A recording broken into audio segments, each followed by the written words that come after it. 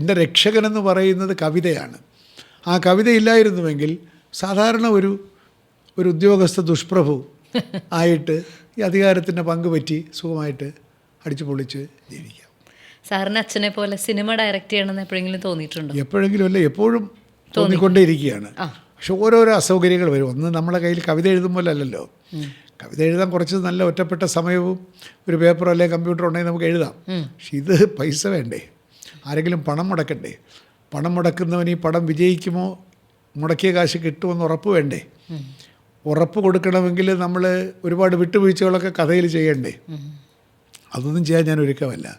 പക്ഷേ ആഗ്രഹമുണ്ടെന്ന് മാത്രമല്ല, ഞാൻ 1-2 ഡോക്യുമെൻ്ററികൾ എടുത്തു, ഒരു കുട്ടികളുടെ പടം എടുത്തു.